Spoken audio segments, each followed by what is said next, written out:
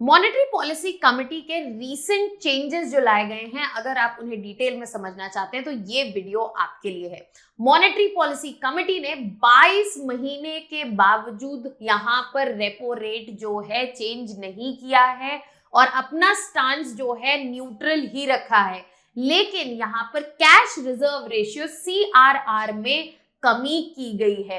तो यहाँ पर मॉनेटरी पॉलिसी कमेटी के काफी सारे स्टांसेस जो है बाहर आए हैं। यहाँ पर इन्फ्लेशन पे उनका कमेंट आया है, ग्रोथ चेंज आया है और यहाँ पर ये भी बात की गई है, रीजंस दिए गए हैं कि किस वजह से रेपो रेट जो है अनचेंज है और CRR को फाइनली यहाँ पर कम किया गया है।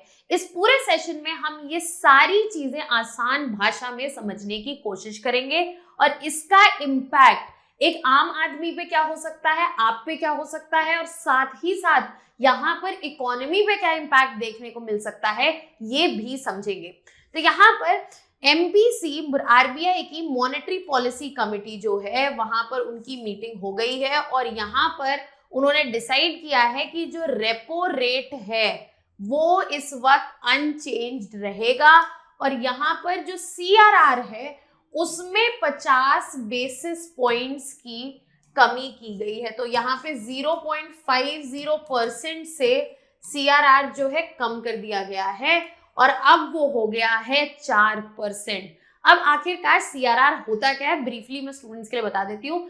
कैश रिजर्व रेशियो बेसिकली जहां पे जो डिपॉजिट होती हो उसका एक रिजर्व रिक्वायरमेंट होता है जो बैंक्स को RBI के पास रखना होता है इन फॉर्म ऑफ कैश। तो यहाँ पे जितना भी डिपॉजिट आ रहा है बैंक्स के पास जिससे वो लोन क्रिएट कर सकते हैं, वो लोन क्रिएट करने से पहले यहाँ पर एक रिजर्व उनको बना के रखना पड़ेगा RBI के पास, वो है CRR और वो 4.5% से कम करके 4% कर दिया गया। 50 बेसिस पॉइंट से इसमें कमी लाई गई है। मॉनेटरी पॉलिसी कमेटी ने एक और चीज यहाँ पर बताई है कि जो रेपो रेट है वो 6.5 ही रहेगा। यहाँ पे मॉनेटरी पॉलिसी जो कमेटी जो है वो 6 मेंबर्स की कमेटी है और ये डिसीजन जो है मेजॉरिटी से लिया गया है, यूनानिमसली नहीं लिया गया, 4-2 का वोट रहा है, जिसकी वजह से यहाँ पर डिसाइड किया गया है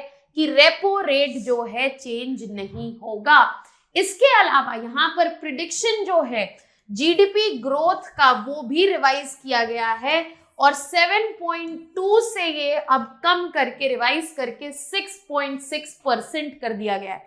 इसके अलावा अगर हम बात करें तो इन्फ्लेशन फॉरकास्ट पे भी यहाँ पे बात हुई है जिसमें 4.8% हो गई है इन्फ्लेशन फॉरकास्ट बढ़ के 4.5% से और RBI ने अपना पॉलिसी स्टांस जो है क्लियर रखा है। हम इस वक्त एक्सपेंशनरी मॉनेटरी पॉलिसी या फिर कॉन्ट्रैक्शनरी मॉनेटरी पॉलिसी की तरफ नहीं जा रहे हैं, हमारा स्टांस जो है वो इस वक्त न्यूट्रल है। तो ये तो रही हाइलाइट्स जो यहाँ पर MPC की मीटिंग में फाइनल डिसीजंस लिए गए और जो यहाँ पे फोरकास्ट दिया गया। बट यहाँ पर समझने वाली बात है कि आखिरकार क्यों इस वक्त MPC ने डिसाइड किया कि CRR में हमें यहाँ पे कटौती करनी चाहिए और बेसिकली CRR से हमें ये क्या रीजन समझ में आते हैं कि RBI ने ये एक्शन लिया। सबसे पहला रीजन है कि यहाँ पर इससे लिक्विडिटी जो है हमारी इकोनॉमी में इंक्रीज होगी। CRR के सिर्फ 50 बेसिस पॉइंट से कम होने पर यहाँ पर जो कैश रिजर्व रेशियो बैंक्स का रखा था RBI के पास, उसमें से सिर्फ 50 बेसिस पॉइंट कम होने से 1.16 लाख करोड़ जो रुपीस हैं वो फ्री हो जाएंगे और ये अमाउंट है जो बैंक्स यूज कर सकते हैं अपनी लेंडिंग के लिए। तो इससे इकोनॉमी में लिक्विडिटी भी बढ़ेगी और साथ ही साथ बैंक्स को भी बेनिफिट मिलेगा क्योंकि उनके पास फंड्स आ जाएंगे लेंडिंग के लिए। इसके अलावा इकोनॉमिक ग्रोथ, यहाँ पर जब इकोनॉमी में लिक्विडिटी बढ़ेगी तो यहाँ पर डिस्पोजेबल इनकम जो है वो बढ़ेगी, मॉनेटरी सप्लाई बढ़ेगी और एक्सपेक्टेड है कि इससे फाइनली इकोनॉमिक ग्रोथ जो है फर्दर स्टिमुलेट होती हुई हमें दिखेगी। इसके अलावा अगर हम बोरोवर्स की बात करें तो बैंक्स अगर यहाँ पर जो उन्हें CRR का कट रेट मिल रहा है, उनको कम हो रहा है सीआरआर, उसका बेनिफिट कंज्यूमर्स को अगर पास करना चाहे, बोरोवर्स को पास करना चाहे, तो यहाँ पे हमें इस वक्त लेंडिंग रेट्स जो हैं उनमें भी आने वाले समय में कमी देखी जा सकती है। हाउएवर नेट इंटरेस्ट मार्जिन्स जो है सीआरआर कट की वजह से बैंक के नेट इंटरेस्ट मार्जिन्स जो है वो बढ़ जाएंगे, जो इनकी प्रॉफिटेबिलिटी जो है इनहैंस करेंगे। तो हमने ये समझा कि क्या रीजंस रखे हैं आरबीआई ने कि सीआरआर यहाँ पर क्यों कम किया गया है, बट वो रीजंस भी देख लेते हैं जिस वजह से आरबीआई ने रेपो रेट को पिछले 22 महीने से चेंज नहीं किया है। सबसे पहला है, सबसे बड़ा कंसर्न जो है वो फूड इन्फ्लेशन का है। आरबीआई के गवर्नर शक्तिकांता दास ने क्लियर कर दिया है कि फूड इन्फ्लेशन जो है उसका प्रेशर बहुत है और ये अभी आगे कंटिन्यू करेगी। तो हम एकदम से लिक्विडिटी पंप नहीं कर सकते और इसलिए हमने रेपो रेट जो है अनचेंज रखा है और अभी फूड इन्फ्लेशन जो है कंटिन्यू करेगी तीसरे क्वार्टर में फाइनेंशियल ईयर 2025 के। तो हम यहाँ पर इस प्रेशर को कम करना चाहते हैं इन्फ्लेशन का, इसलिए रेपो रेट जो है अनचेंज है। इसके अलावा इसका डायरेक्ट इम्पैक्ट जो हमेशा रहता है रेपो रेट का कंज्यूमर स्पेंडिंग पे रहता है। अब अगर इन्फ्लेशन हम कंट्रोल करना चाह रहे हैं तो यहाँ में कंज्यूमर स्पेंडिंग कंट्रोल करनी पड़ेगी और कंज्यूमर स्पेंडिंग अगर कंट्रोल करनी है तो लेंडिंग एक्टिविटीज जो हो रही हैं उन्हें कंट्रोल में रखना पड़ेगा। तो यहाँ पर डिस्पोजेबल इनकम भी किसी तरह से बढ़ने नहीं दी जा रही है ताकि यहाँ पे कंज्यूमर स्पेंडिंग पे कंट्रोल रहे और उससे इन्फ्लेशन पर कंट्रोल रहे। तो एक और रीजन है रेपो रेट को अनचेंज रखने का। इसके अलावा पॉलिटिकल प्रेशर्स, अगर हम बात करें यूनियन मिनिस्टर्स निर्मला सीतारमन और पीयूष गोयल दोनों की ही, उन्होंने बोला है कि रेपो रेट कट जो है जरूरी है कि यहाँ पर इंडस्ट्री ग्रोथ हो और इकोनॉमिक रिकवरी हो, बट यहाँ पर इकोनॉमिक सिचुएशंस जो हैं वो ऐसी नहीं है, तो यहाँ पर रेपो रेट कट तो नहीं कर सकते, but at the same time इसीलिए इसको बढ़ाया भी नहीं गया है और रेपो रेट को अनचेंज रखा है। इसके अलावा अगर मॉनेटरी पॉलिसी की बात करें, क्योंकि उसका फोकस प्रायोरिटी जो है वो हमेशा ही प्राइस स्टेबिलिटी रहता है और यहाँ पर इस वक्त जिस वक्त इकोनॉमी में हाई फूड इन्फ्लेशन देखने को मिल रही है, ऐसे रेट कट्स जो हैं वो सिचुएशन को और सिवियर कर सकते हैं, खराब कर सकते हैं। इसलिए जरूरत है यहाँ पर ऐसी पॉलिसीज की जो लॉन्ग टर्म सस्टेन्ड ग्रोथ की बात करें रादर देन क्विक मेजर्स। तो इन रीजंस की वजह से रेपो रेट को इस वक्त छेड़ा नहीं गया है, ना ही बढ़ाया गया है और ना ही घटाया गया है। अब बात करते हैं आरबीआई की मॉनेटरी पॉलिसी कमेटी जो है उसका डिसीजन जो है ऑर्डिनरी बोरोवर्स को, आम जनता को, हम सबको कैसे इफेक्ट करने वाला है। सबसे पहले यहाँ पे उम्मीद है कि बोरोवर्स जिनका लोन रेपो रेट से लिंक्ड है उनको रिलीफ रहेगा, क्योंकि उनकी ईएमआई जो है वो बढ़ने नहीं वाली है, वो अनचेंज रहेगी। तो यहाँ पे बोरोवर्स को एक रिलीफ है कि आने वाले समय में उनकी ईएमआई नहीं बढ़ेगी, वो सेम रहेगी। हाउएवर डिपॉजिट रेट पे इफेक्ट दिखा जाता है, क्योंकि सीआरआर जो है कैश रिजर्व रेशियो वो कम कर दिया गया है और जो बैंक्स जो अपना रिजर्व रिक्वायरमेंट कैश के फॉर्म में आरबीआई के पास रखते थे उसमें अब कमी आई है। तो यहाँ पे पॉसिबिलिटी है कि जो डिपॉजिट पे आपको इंटरेस्ट रेट मिलता था उसमें थोड़ी कमी आए और यहाँ पर ये बिकॉज ऐसा होगा क्योंकि बैंकिंग सिस्टम के पास लिक्विडिटी जो है अब इस वजह से आ जाएगी। इसके अलावा जितने भी marginal cost of funds based lending rate वाले लोन्स हैं जो इससे रिलेटेड हैं, जिनके फंड्स भी एमसीएलआर बेस्ड लोन्स हैं, वहां पर एक्सपेक्टेड है कि यहाँ पर ईएमआईज जो हैं उनकी बढ़ जाए, उनकी हायर इंटरेस्ट रेट्स देखने को मिले, क्योंकि अभी तक बैंक्स ने एमसीएलआर जो है प्रॉपरली, बिकॉज यहाँ पे जो सीआरआर कंट्रोल था प्रॉपरली उसका इफेक्ट जो है एमसीएलआर तक ट्रांसमिट नहीं किया था।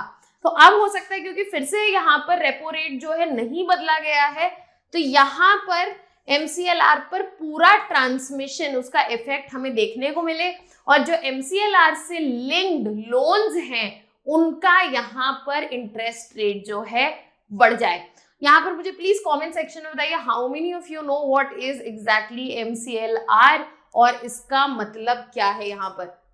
इसके अलावा अगर हम आगे बढ़े MPC की अगर बात करें तो MPC ने यहाँ पर ग्रोथ फोरकास्ट जो है वो भी कम की है। अब यहाँ पे सवाल उठता है कि यहाँ पर MPC ने ये फोरकास्ट कम क्यों की है। तो यहाँ पे सबसे पहला रीजन ये है कि Q2 जो है फाइनेंशियल ईयर 2025 का, उसमें स्लो ग्रोथ रेट देखने को मिली है और इस वजह से ही फोरकास्ट जो है 7.2 से 6.6 कर दी गई है।